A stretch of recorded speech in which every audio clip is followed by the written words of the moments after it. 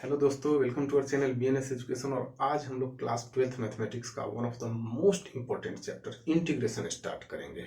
हमारे बहुत सारे बच्चों ने रिक्वेस्ट भी किया था कि सर इंटीग्रेशन चैप्टर स्टार्ट करिए, इसीलिए हम लोग इंटीग्रेशन ही स्टार्ट कर रहे हैं। लेकिन उससे पहले मैं आपसे एक इम्पॉर्टेंट बात कहना चाहूँगा कि अगर आपने डिफ्रेंसिएशन नहीं पढ़ा है तो आप प्लीज़ हमारे डिफ्रेंसिएशन के वीडियोस लेक्चर्स भी जरूर देख लें, क्योंकि बिना डिफ्रेंसिएशन पढ़े हुए इंटीग्रेशन समझने में आपको बहुत दिक्कत होगी। हम लोगों ने बहुत ही अच्छे से एक एक क्वेश्चन, यहाँ तक कि ऑब्जेक्टिव क्वेश्चन एक्सप्लेन किया है, सॉल्व करवाया है। इसलिए प्लीज़ आप डिफ्रेंसिएशन के वीडियोस भी जरूर देख लें। तो अब हम लोग इंटीग्रेशन स्टार्ट करेंगे, ठीक है। तो देखो, इंटीग्रेशन चैप्टर में बहुत सारे फॉर्मूलाज हम लोग पढ़ लें, ठीक है, जिनमें से कुछ बेसिक फॉर्मूलाज मैंने यहाँ बोर्ड पर लिख रखा है, जिससे हम लोग पहला एक्सरसाइज आराम से सॉल्व कर सकते हैं, ठीक है। तो आप एक काम करो, आप वीडियो को पॉज करके सारे फॉर्मूला को लिख लीजिए और याद करने का भी कोशिश करिए जितना हो सके। हालांकि क्वेश्चन को सॉल्व करते करते और फॉर्मूलाज को यूज करते करते आपको याद हो ही जाएगा, ठीक है, लेकिन जितना हो जाए उतना अच्छी बात है, ठीक है। तो वीडियो को पॉज करिए और सारे फॉर्मूला को लिख लीजिए। चलिए, तो लिख लिया फॉर्मूला आप लोगों ने। देखो, फॉर्मूला में आप ये एक सिंबल देख रहे होंगे, ये इंटीग्रेशन का सिंबल होता है, ये है ना। किसी फंक्शन को इंटीग्रेट करना है तो हम लोग इस तरह का सिंबल यूज करते हैं, ठीक है। जैसे मान लो कि डिफरेंशिएशन करना होता था, कोई सिंपल सा फंक्शन ले लेते हैं हम लोग साइन एक्स, तो डिफरेंशिएट करने के लिए हम लोग क्या लिखते हैं, D by d x sine x, और साइन एक्स को डिफरेंशिएट करते हैं। वैसे ही इंटीग्रेट करना होगा तो ये सिंबल का यूज किया जाएगा, ठीक है। तो ऊपर वाले को हम लोग पढ़ेंगे डिफरेंशिएशन या डेरिवेटिव ऑफ साइन एक्स, नीचे वाले को इंटीग्रेशन ऑफ साइन एक्स या इंटीग्रल ऑफ साइन एक्स, ऐसा हम लोग पढ़ते हैं, है ना। यहाँ डी एक्स एक लगा होता है, फंक्शन एक्स में है तो यहाँ डी एक्स है लगा हुआ। मान लो ये टी में होता फंक्शन, साइन टी होता तो यहाँ डी टी लगाते। ये तो सिंपल सा चीज़ है, आपको समझ में आ ही गया होगा, ठीक है। अब देखो, फॉर्मूले पे थोड़ा गौर कीजिए आप लोग, है ना। कुछ फॉर्मूला तो आप लोग को याद हो भी गया होगा, है ना।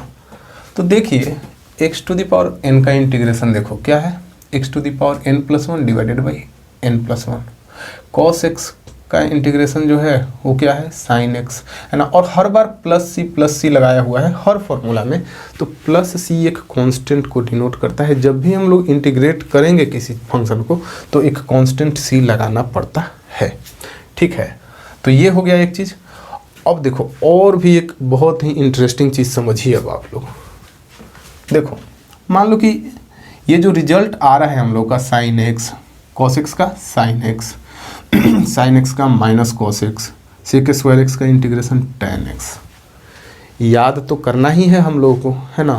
लेकिन क्या कोई उपाय है जिसे हम लोग दिमाग लगा के बता दें कि हाँ जी, कॉस एक्स का इंटीग्रेशन साइन एक्स ही होगा, साइन एक्स का इंटीग्रेशन माइनस कॉस एक्स ही होगा? कोई उपाय है क्या?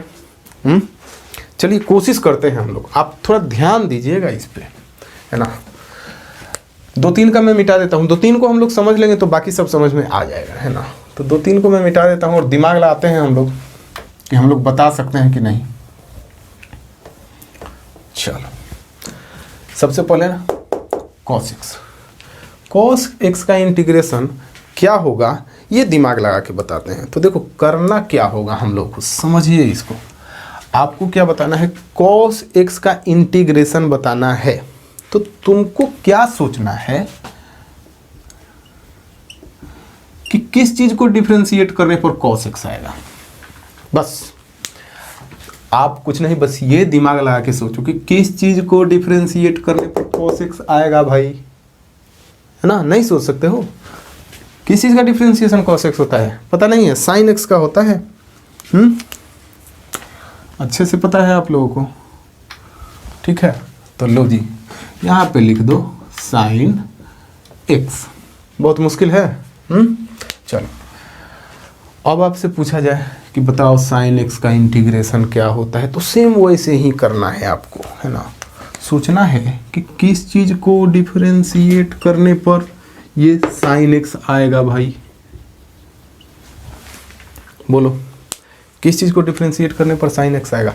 आप लोगों को पता है कि कॉस एक्स को अगर हम लोग डिफ्रेंशिएट करते हैं, कॉस एक्स को, तो क्या आता है? माइनस साइन एक्स आता है। कॉस एक्स को डिफ्रेंशिएट करते हैं तो माइनस साइन एक्स आता है, लेकिन आपको साइन एक्स चाहिए तो आप क्या करो, माइनस कॉस एक्स को कर दो।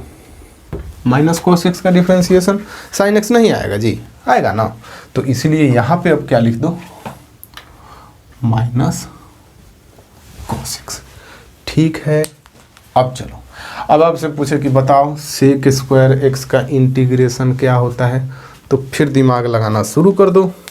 क्या दिमाग लगाना है? किस चीज़ को डिफरेंशिएट करने पर हम लोग का सेक स्क्वायर एक्स आता है? तो डिफरेंशिएशन इसीलिए तो आप लोग को पढ़ा रखा है मैंने पहले से। बताओ किस चीज़ को डिफरेंशिएट करने पर सेक स्क्वायर एक्स आता है? tan एक्स को डिफरेंशिएट करने पर आता है क्या? आता है ना जी। तो देखो tan एक्स तो रटे हुए नहीं है हम लोग, फॉर्मूला रटा हुआ अगर नहीं भी है हम लोगों ने तो दिमाग लगा लगा के हम लोगों ने बताया कि नहीं, cos x का क्या होगा इंटीग्रेशन, sin x का क्या होगा इंटीग्रेशन, sec स्क्वायर x का क्या होगा इंटीग्रेशन, हम लोगों ने दिमाग लगा लगा के बताया है। ठीक है, देखो आगे भी वैसे ही होगा, cosec स्क्वायर x का इंटीग्रेशन क्या होगा, तो हम लोग क्या सोचेंगे, किस चीज़ को डिफ्रेंशिएट करने पर cosec स्क्वायर x आएगा, माइनस कॉट एक्स को डिफ्रेंशिएट करने पर आता है, इसीलिए आपका आंसर क्या है, माइनस कॉट एक्स है। वैसे ही अगर हमसे पूछे sec x into tan x, sec x into tan x का इंटीग्रेशन क्या होगा, तो हम लोग क्या दिमाग लगाएंगे कि कौन सा चीज़ को हम डिफ्रेंशिएट करें तो ये आ जाए, तो सेक एक्स का डिफ्रेंशिएशन तो होता है, सेक एक्स को डिफ्रेंशिएट करोगे तो ये आता है। ठीक है, ये चीज़ समझ में आ गया है ना, बहुत कॉम्प्लिकेटेड नहीं है, ध्यान से आप देखो और सोचो, है ना। तो अगर आप गौर से देखोगे तो क्या समझ में आ रहा है कि आंसर में जो फंक्शन हम लोगों को मिल है ना, आंसर में हम लोगों को जो फंक्शन है उसको डिफरेंशिएट करने पर, ध्यान दीजिएगा, इंटीग्रेशन के आंसर में जो फंक्शन हम लोगों के पास होता है उसको डिफरेंशिएट करने पर हमें क्वेश्चन में या इंटीग्रेशन में जो फंक्शन होता है वो मिल जाता है। फिर से रिपीट कर रहा हूं, आंसर में, इंटीग्रेशन के आंसर में जो फंक्शन होता है उसको डिफरेंशिएट करने पर हमें क्वेश्चन में, है ना, यानी इंटीग्रेशन में यहाँ पे जो फंक्शन है वो मिल जाता है। इसीलिए इंटीग्रेशन को एंटी डेरिवेटिव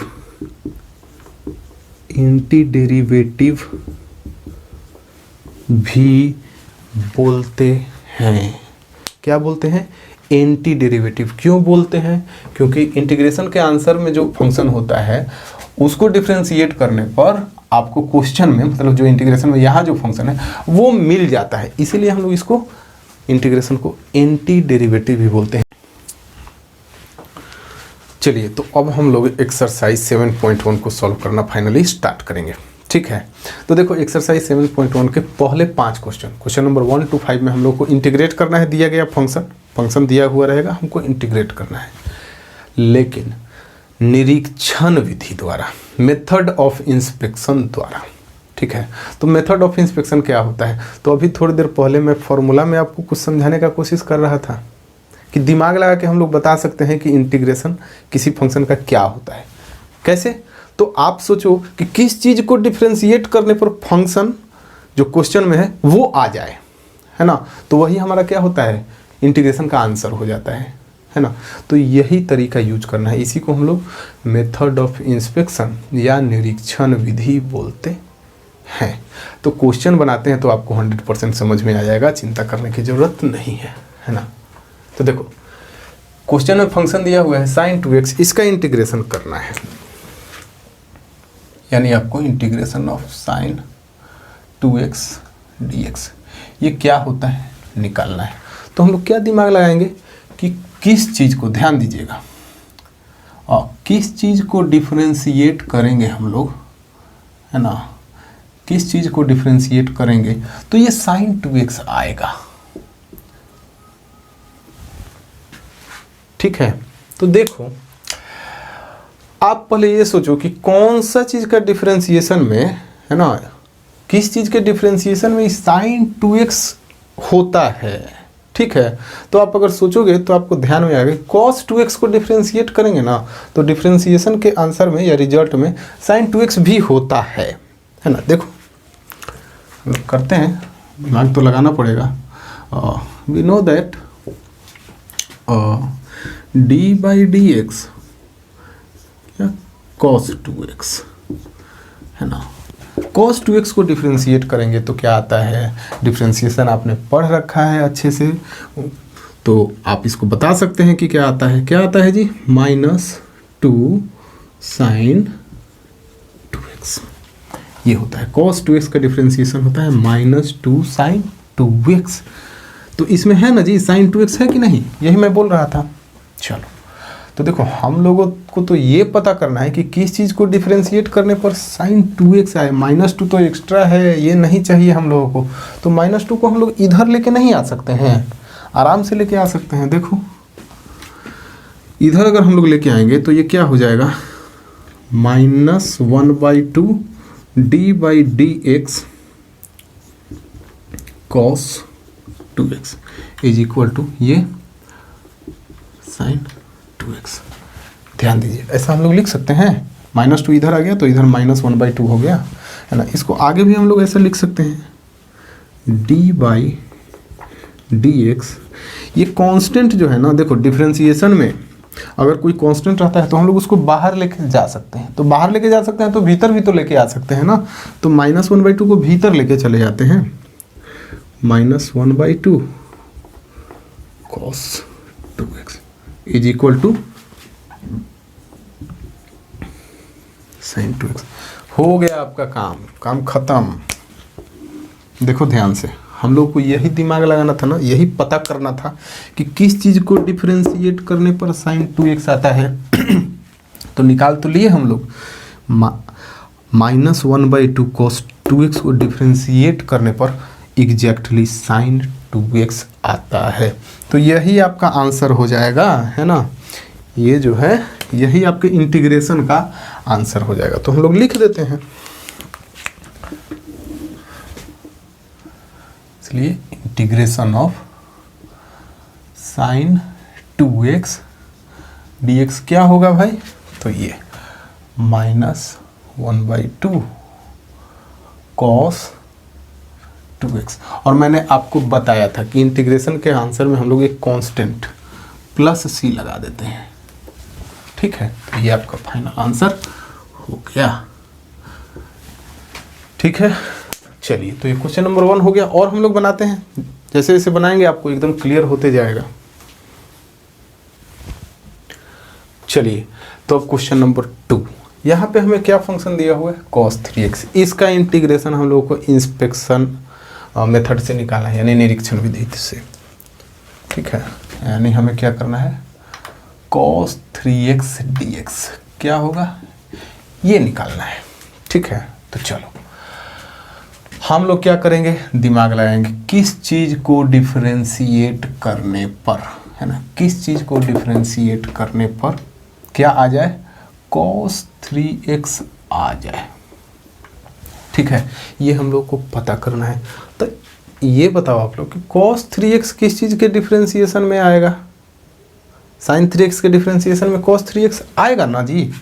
तो हम लोग लिखते हैं d by d x sin 3x। sin 3x का डिफरेंशिएशन क्या होता है, तो ये होता है 3 cos 3x। चलिए अब हमारे पास 3 cos 3x है, हमें तो ये पता करना था कि किस चीज़ को डिफरेंशिएट करने पर cos 3x आता है। ये 3 एक्स्ट्रा है तो इसको इधर लेके आ जाएंगे हम लोग पिछले क्वेश्चन के जैसा। तो ये 1/3 d by d x sin 3x is equal to क्या हो जाएगा, cos 3x, है ना।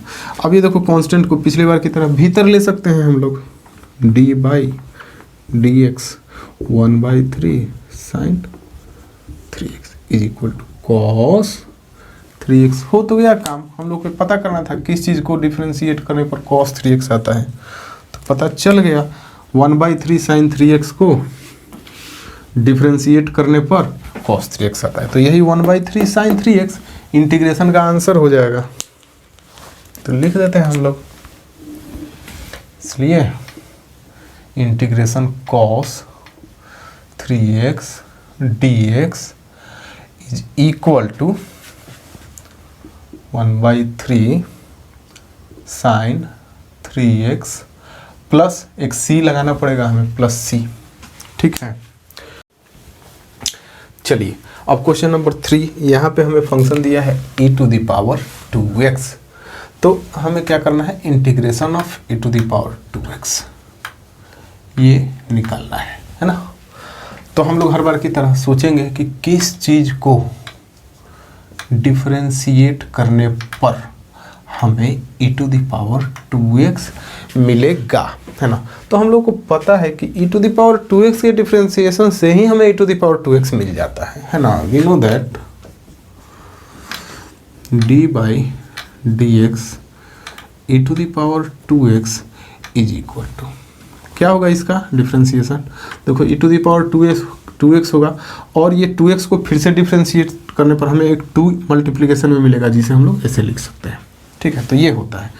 तो इसके डिफरेंशिएशन में हमें यहाँ e⁻²x है, लेकिन ये 2 एक्स्ट्रा है, हमें तो पता करना है कि किसको डिफरेंशिएट करने पर e⁻²x खाली मिलना चाहिए, ये 2 नहीं।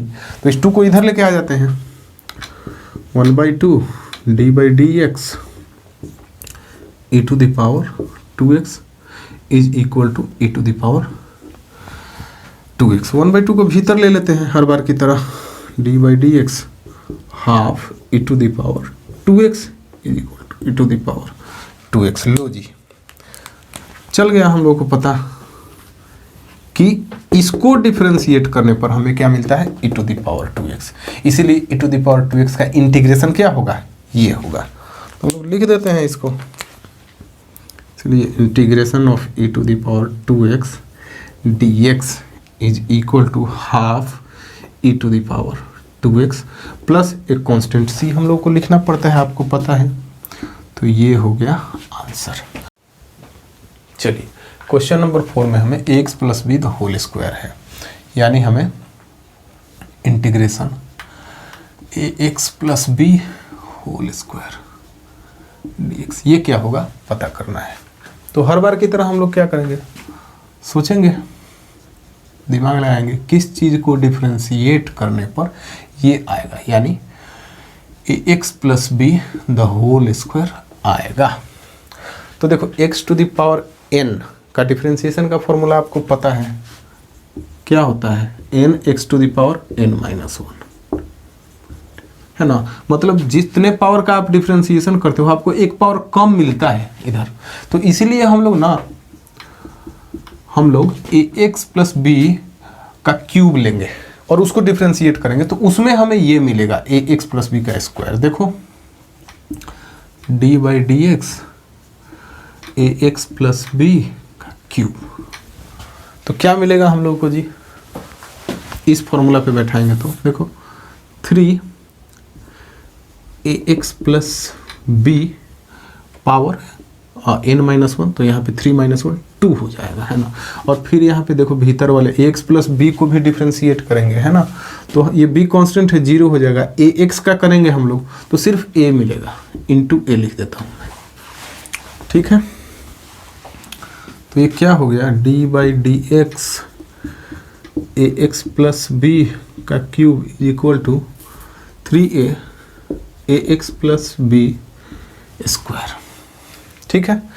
अब ये कांस्टेंट 3 है, इसको इधर लेके आ जाते, क्योंकि हमें क्या चाहिए, डिफरेंशिएशन का रिजल्ट सिर्फ ये चाहिए ना, ax + b the whole square. 3a extra है तो इधर लेके आ जाते हैं, कांस्टेंट है ये 1/3a d/dx ax + b का cube is equal to ax + b का स्क्वायर। 1/3 को भीतर में ले जाके लिख सकते हैं हम लोग, d/dx ax + b का cube by 3a is equal to ax plus b का स्क्वायर हो गया ना जी। आ गया तो देखो इसको डिफ्रेंशिएट करने पर हमें ax प्लस बी का स्क्वायर मिलेगा, जो कि हमें पता करना था, है ना। तो यही जो है हम लोग का क्या हो जाएगा, और इसका इंटीग्रेशन हो जाएगा। तो लिख देते हैं अब हम लोग फाइनली, इसलिए integration ax plus b whole square dx is equal to ax plus b whole cube divided by 3a, और एक कांस्टेंट c लगाना पड़ता है हमें, आप लोगों को पता है। तो ये हो जाएगा आपका आंसर, ठीक है। तो ये सब सिंपल है क्वेश्चन, है ना। क्वेश्चन नंबर 4 कंप्लीट हो गया हम लोगों का। अब हम लोग क्वेश्चन नंबर 5 करेंगे। अब क्वेश्चन नंबर 5 करेंगे हम लोग। यहाँ पे sin x minus 4 e to the power 3x दिया है। एक ही क्वेश्चन में दो फंक्शन है ना। हमें sin 2x minus 4 e to the power 3x को इंटीग्रेट करना है ना। देखो हम लोग इसको ऐसे भी लिख सकते हैं, ये इंटीग्रेशन दोनों फंक्शन के साथ अलग अलग लगा सकते हैं, है ना। मतलब दोनों फंक्शन को अलग अलग इंटीग्रेट कर सकते हैं। dx माइनस ये 4 कांस्टेंट है तो इंटीग्रेशन के बाहर रखा जा सकता है, e to the power 3x dx, ठीक है। तो ये हम लोग को क्या करना है, पता करना है इसका आंसर क्या होगा इंटीग्रेशन। तो हम लोग एक एक करके सॉल्व करते हैं। एक बार sin 2x का इंटीग्रेशन हम लोग पता कर लेते हैं, फिर e to the power 3x का कर लेंगे, है ना। तो चलो पहले पता करते हैं कि किसको डिफरेंशिएट करने पर क्या ना है, sin 2x आता है, ठीक है। तो वो इसका आंसर होगा। तो वी नो दैट, हमें पता है d बाई डी एक्स, है ना। किसके डिफरेंशिएशन में sin 2x आता है जी, तो cos 2x के डिफरेंशिएशन में आता है। सेम टू सेम ऐसा क्वेश्चन बना चुके हैं हम लोग, है ना। तो cos 2x का डिफरेंशिएशन करने पर क्या आता है हमारे पास, -2 sin 2x, है ना। -2 इधर लेके आएंगे तो -1/2 d बाई डी एक्स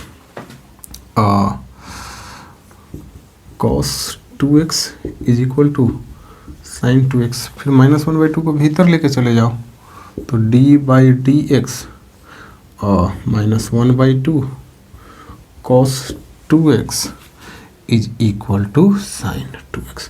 तो पता चल गया कि sin 2x किसे डिफ्रेंशिएट करने पे आता है, -12 cos 2x, यानी sin 2x का इंटीग्रेशन आपको पता चल गया, है ना। लिख दो यहाँ पे, इसलिए integration sin 2x dx is equal to 12 cos 2x, ठीक है। तो हमें e to the power 3x को भी इंटीग्रेट करना है, तो करते हैं। कैसे करेंगे, फिर हम सोचेंगे कि क्या चीज़ को डिफ्रेंशिएट करने पर e to the power 3x आएगा, है ना। तो हम लोग को पता है e to the power 3x के ही डिफ्रेंशिएशन में e to the power 3x आ जाता है। We know that d by d x e to the power 3x is equal to e to the power 3x, है ना। और ये 3x का फिर से करेंगे हम लोग ना डिफ्रेंशिएशन, ऐसा करते हैं तो ये 3 मिलेगा एक, इसको हम लोग यहाँ इंटू में ऐसे लिख देंगे। चलो अब ये 3 एक्स्ट्रा है तो इसको हम लोग इधर लेके आएंगे, 1/3 d by d x e to the power 3x, चलिए is equal to e to the power 3x। 1/3 को भीतर लेके जा सकते हैं, d by d x 1/3 e to the power 3x is equal to e to the power 3x। तो देखो 1/3 e to the power 3x को डिफ्रेंशिएट करने पर e to the power 3x मिलता है, यानी e to the power 3x का integration क्या हो जाएगा, ये लिख देते हैं इसको, integration e to the power 3x dx is equal to 1/3 e to the power 3x, ठीक है। प्लस c हम लोग लास्ट में आंसर जो इंटीग्रेशन का लिखेंगे उसमें हम लोग लिख देंगे, है ना। तो देखिए हम लोगों ने sin 2x का निकाल लिया है यहाँ पे integration, e to the power 3x का इंटीग्रेशन यहाँ निकाल दिया है, तो उसे इसमें रख देंगे तो फाइनल आंसर हम लोग का आ जाएगा, है ना। तो लिख देते हैं, इसलिए इंटीग्रेशन है ना sin 2x minus 4 e⁻³ 3x dx। ये हमें निकालना था, जिसे तोड़ के हमने ये लिखा हुआ है ना, इसी को तोड़ के हमने यहाँ ये लिखा हुआ है। तो इसमें हम लोग रखते हैं sin 2x का इंटीग्रेशन क्या है, वो है -1/2 cos 2x, ठीक है, -4 है ना, -4, चलो e⁻³ का तो क्या है यहाँ पे है हमारे पास, तो 1/3 है ना। देखो 1/3 मल्टीप्लाई करेंगे इस 4 में तो ये 4/3 हो जाएगा, 4/3 e⁻3x, और लास्ट में एक प्लस c लगा दीजिए, जो कि बहुत ज़रूरी है ना, इंटीग्रेशन के फाइनल रिजल्ट में कांस्टेंट लगाना। ये आपका हो गया आंसर। चलिए, तो अब हम लोग एक्सरसाइज के आगे के क्वेश्चंस करेंगे, जिसमें हम लोग को मेथड ऑफ इंस्पेक्शन यानी निरीक्षण विधि का यूज नहीं करना है। बहुत सारे फॉर्मूला हम लोगों ने पढ़ रखे हैं, उन्हीं का यूज करके हम लोग सॉल्व करते जाएंगे, ठीक है। क्वेश्चन नंबर 6 ये है, 4 e⁻3x + 1 का इंटीग्रेशन करना है हम लोग को, है ना। तो करते हैं हम लोग ये इंटीग्रेशन इन दोनों के साथ, 4 e⁻3x और 1 के साथ हम लोग लगा के लिख सकते हैं। Integration 4 e⁻3x dx plus integration 1 × dx। अभी 1 × dx है तो आप इसको खाली dx भी लिख सकते हो, है ना। चलिए, अब देखो ये 4 कांस्टेंट है तो आप 4 को बाहर लिख दो, और integration e⁻3x dx plus integration dx। चलो 4, देखो e⁻3x का तो फॉर्मूला आप लोगों ने पढ़ रखा है ना, e⁻x का e⁻x ही होता है, तो e⁻3x का भी क्या हो जाएगा, e⁻3x, बट देखो यहाँ पे x के साथ 3 गुना है, मल्टीप्लाइड है, इसलिए हम 3 से डिवाइड करेंगे आंसर में। इस चीज़ को ध्यान में रखिएगा, x के साथ जो गुना होगा, मल्टीप्लाइड होगा, उसे हमें नीचे में क्या करना पड़ेगा, डिवाइड करना पड़ेगा इंटीग्रेशन करते समय, याद रखिएगा, है ना। प्लस dx का इंटीग्रेशन क्या होता है, मैंने फॉर्मूला में लिखवाया था सबसे लास्ट में x, ठीक है। तो अब इंटीग्रेशन हम लोगों ने कर दिया, तो लास्ट में कांस्टेंट c लगाना होगा हम लोग को।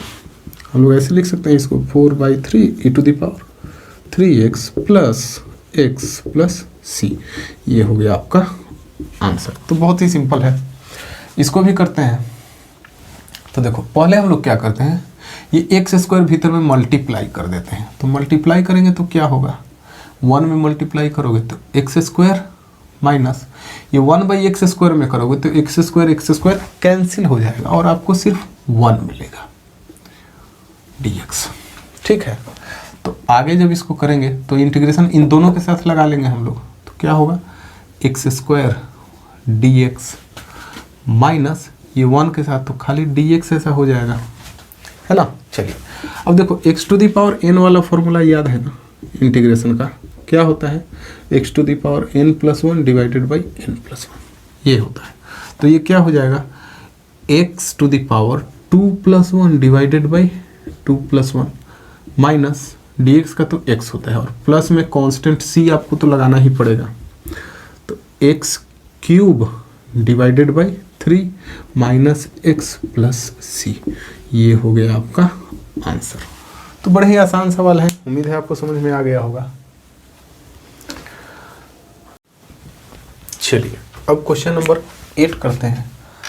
तो ये क्या हो जाएगा, ax² dx plus bx dx plus integration c dx। तो ये a b c ये सब कांस्टेंट है, आप लोगों को पता होगा, है ना।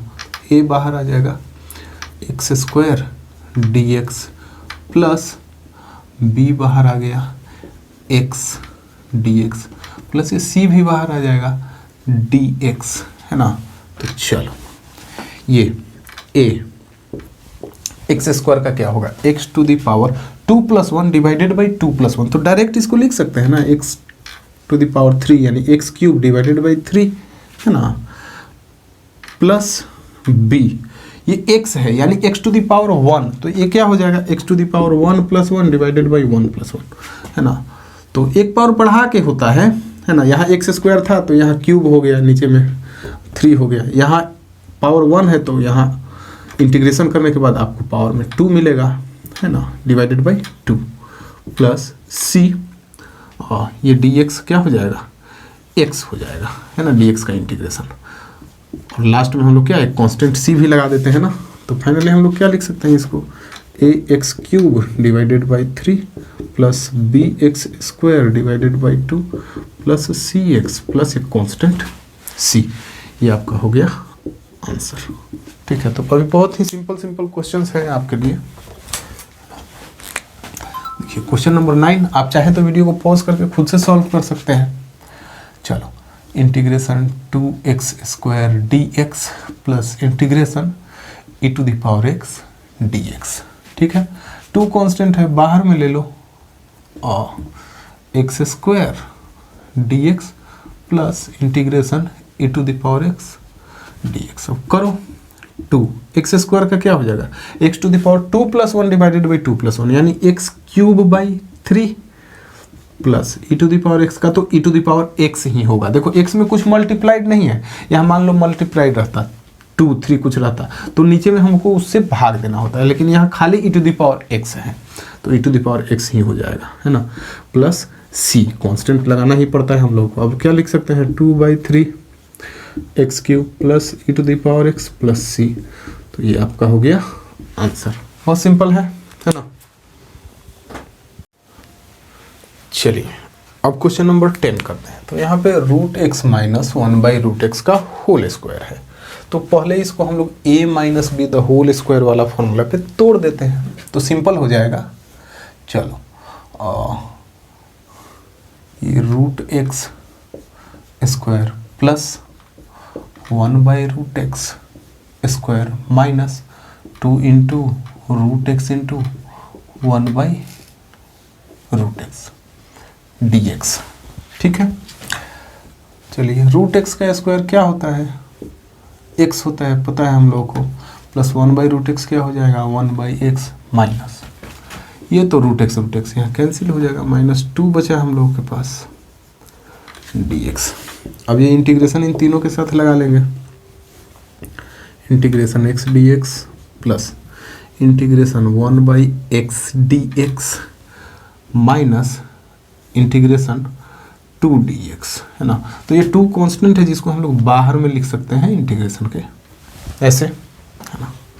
चलो x का इंटीग्रेशन क्या होता है, x² 2 हो जाएगा प्लस 1/x का फॉर्मूला का लिस्ट में देखो, अगर याद नहीं है तो याद है तो बहुत अच्छी बात है, log mod x minus 2 dx का x। ठीक है, एक प्लस c तो हमको लिखना ही पड़ेगा, कांस्टेंट लगाना पड़ता है हर बार। तो यही आपका क्या हो गया, आंसर हो गया। तो बहुत सिंपल है कि नहीं। क्वेश्चन नंबर 10 भी हो गया। चलिए क्वेश्चन नंबर 11 हम लोग का है x³ plus 5x² minus 4 divided by x²। तो हम लोग पहले क्या करते हैं, ये x² से इन तीनों को डिवाइड कर देते हैं, भाग देते हैं। क्या हो जाएगा, integration x³ divided by x² plus 5x² divided by x² minus 4 divided by x² dx। ठीक है, अब देखो कैंसिल करते हैं तो देखो x² से x³ को कैंसिल करेंगे तो खाली x बच जाएगा, है कि नहीं, x प्लस ये x² कैंसिल होगा, खाली 5 बचेगा जी, माइनस ये 4/x² dx। ठीक है, अब ये इंटीग्रेशन तीनों के साथ लगा दिया जाए, integration x dx plus integration 5 dx minus integration 4/x² dx। चलो x dx प्लस ये 5 कांस्टेंट है तो बाहर में आ सकता है ना, 5 dx माइनस ये 4 भी बाहर आ सकता है, 1/x² dx। फिर देखिए ये x dx plus 5 dx minus 4। ये देखो हम लोग जानते हैं 1/x टू द पावर 5 है मान लो, ठीक है, तो इसको हम लोग x to the power minus 5 लिखते हैं, है ना। यानी फॉर्मूला होता है 1/x to the power n x to the power minus n, है ना, ऐसे लिखा जाता है। मान लो x 1/x to the power 8 होता तो हम लोग क्या लिखते हैं उसको, is equal to x to the power minus 8, है ना। तो वैसे ही देखो 1/x स्क्वायर है तो हम लोग इसको x to the power minus 2 ऐसा लिख सकते हैं, है ना। क्लियर होगा आप लोगों को। चलो अब हम लोग क्या करते हैं, इंटीग्रेट करते हैं अब इन सबको। फॉर्मूला अच्छे से जानते हैं हम लोग, ध्यान दो। x है ना, तो x to the power n वाला फॉर्मूला पता है ना, इंटीग्रेशन का क्या होता है, x to the power n plus 1 divided by n plus 1, ये होता है। तो x का तो पता है आप लोगों को, क्या हो जाएगा, x मतलब x का पावर 1, तो जब इस पे तोड़ेंगे तो क्या मिलेगा हमें, x square divided by 2 plus 5 dx का x होता है ना। चलो माइनस 4, देखो x to the power minus 2, देखिए ध्यान से, x to the power minus 2 को भी हम लोग इसी पे तोड़ेंगे, है ना, इस फॉर्मूला पे। तो क्या हो जाएगा, देखो 4x to the power minus 2 plus 1 divided by minus 2 plus 1 plus constant c। अब इसको सिंप्लीफाई कर देते हैं, x square by 2 plus 5x minus 4, ये x to the power minus 2 plus 1 क्या हो जाएगा, माइनस 1 डिवाइडेड बाई ये माइनस 1 प्लस c। चलो x square by 2 plus 5x, ये देखो ये माइनस 1 यहाँ, ये माइनस इस माइनस को प्लस कर देगा ना, तो plus 4x to the power minus 1, ये डिवाइडेड बाई 1 लिखने का जरूरत नहीं है ना, प्लस c। ठीक है, क्लियर हो गया। यहाँ पे ये माइनस जो है इस माइनस को प्लस कर दिया है, ठीक है।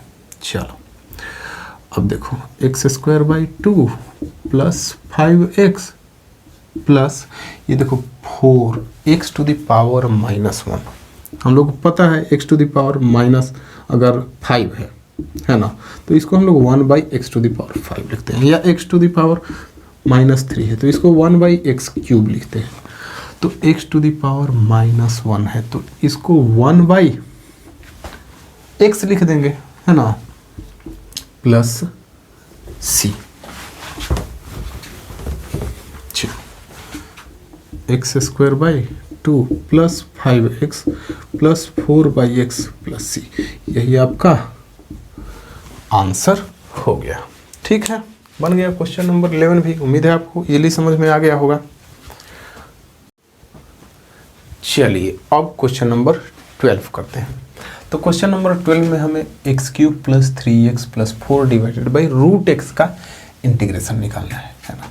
तो सबसे पहले हम लोग ऐसे लिखते हैं इसको, x³ plus 3x plus 4 divided by √x, x to the power 1/2 भी होता है ना, तो हम लोग लिख देते हैं x टू द पावर 1/2। अब क्या करते हैं, x टू द पावर 1/2 से इन तीनों को डिवाइड कर देते हैं, x³ divided by x to the power 1/2 plus 3x divided by x to the power 1/2 plus 4 divided by x to the power 1/2 dx। चलो अब देखो हम लोगों को पता है x to the power a divided by x to the power b को क्या लिखते हैं, डिवीजन में रहता है तो ये पावर्स घट जाते हैं, x to the power a minus b, तो इसीलिए इसको क्या लिख देंगे, ध्यान से देखो, x टू द पावर 3 माइनस 1/2। ठीक है, यहाँ देखो plus 3 into x to the power, देखो यहाँ x का पावर 1 है और यहाँ 1/2 है, तो 1 माइनस 1/2 ठीक है, प्लस ये 4, ये देखो यहाँ क्या है ना, ये 4 और नीचे में क्या है x टू द पावर 1/2, तो आप इसको 4 into 1/x to the power 1/2 ऐसे लिख सकते हो। और फिर क्या लिख सकते हो इसको 4x टू द पावर, अभी थोड़ी देर पहले बताया था, ये ऊपर में -1/2 पावर होके लिखाता है ना। तो हम लोग इसको क्या लिख सकते हैं 4x to the power -1/2 dx। ये चीज़ क्लियर हो गया। अब आगे करेंगे हम लोग। चलो ये क्या हो जाएगा 3 - 1/2, ये हो जाएगा x टू द पावर और 3 इंटू 2 6 - 1 यानी 5/2 हो जाएगा, plus 3x to the power 1 - 1/2 क्या होगा 1/2। इतना सब चीज़ तो आपको समझ में आना चाहिए है ना। 4x to the power -1/2 dx। लो जी, अब देखो सब x to the power n पे सेट हो गया है। अब x to the power n वाला फॉर्मूला अभी तक याद हुआ कि नहीं? क्या होता है x to the power n+1 divided by n+1। उसी पे इन सब को हम लोग ब्रेक करेंगे, लेकिन पहले सबके साथ इंटीग्रेशन लगा देते हैं, थोड़ा अच्छा लगेगा। Integration x to the power 5/2 dx plus 3 constant है, बाहर रहेगा इंटीग्रेशन के 1/2 dx plus 4 integration x to the power -1/2 dx। लो जी, सबके साथ इंटीग्रेशन और dx लगा दिए। अब सॉल्व करते हैं है ना, इस फॉर्मूला पर इन सबको तोड़ लेते हैं। ध्यान दो, देखो उसको तोड़ेंगे तो क्या होगा x to the power 5/2 + 1 divided by 5/2 + 1, आगे plus 3x to the power 1/2 + 1 divided by 1/2 + 1, ठीक है, प्लस 4 ये x टू द पावर -1/2 क्या लिखोगे x to the power -1/2 + 1 divided by -1/2 + 1 और प्लस कांस्टेंट c अब लगा दो, इंटीग्रेशन हटा दिए तो चिन्ह। चलो अब ध्यान दीजिए, ये क्या हो जाएगा 5/2 + 1 x टू द पावर, ये 7/2 हो जाएगा ना, डिवाइडेड बाई नीचे भी 7/2 plus 3 x to the power, ये क्या हो जाएगा 3/2 डिवाइडेड बाई 3/2 प्लस 4, ये क्या हो जाएगा x टू द पावर -1/2 + 1, ये सॉल्व करोगे तो 1/2 आएगा, 1 - 1/2 1/2, नीचे भी 1/2 प्लस c। लो जी हो गया। अभी आगे और थोड़ा करना है हम लोग को, फिर आंसर आ जाएगा हमारा। ये देखो 7/2 नीचे है, 7/2 नीचे में है, तो ये मल्टीप्लिकेशन में, ये भाग में 7/2 है, डिवीजन में, मल्टीप्लिकेशन में जाएगा तो ये ऊपर में 2/7 लिखा जाएगा, है कि नहीं, x टू द पावर 7/2। वैसे ही 3 तो पहले से है, ये 3/2 जो डिवीजन में है ये मल्टीप्लिकेशन में जाएगा तो क्या लिखा जाएगा 2/3 x to the power 3/2 plus 4 पहले से है ना, 4 पहले से है 1/2, यहाँ मल्टीप्लिकेशन में 2/1 यानी 2 लिखा जाएगा, x to the power 1/2 plus c हो गया दोस्तों, है ना। अब हम लोग क्या लिख सकते हैं, ये 2/7 x टू द पावर 7/2, यहाँ ये 3 तो कैंसिल हो रहा है ना, तो plus 2 x to the power 3/2 है ना, प्लस 8, 4 इंटू 2 8 हो जाएगा ना, x to the power 1/2 plus c, है ना।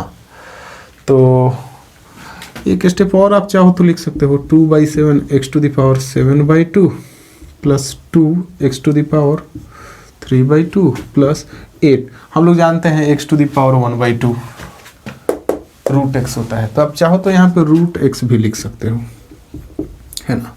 तो यही आपका फाइनल आंसर हो गया। तो दोस्तों आज हमने क्वेश्चन नंबर 12 तक कंप्लीट कर लिया है।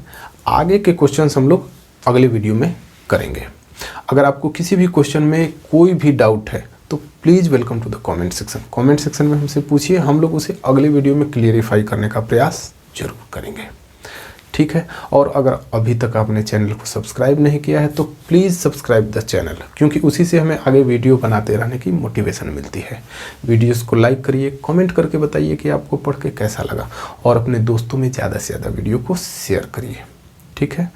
Thank you very much for watching. See you in the next video. Thanks a lot.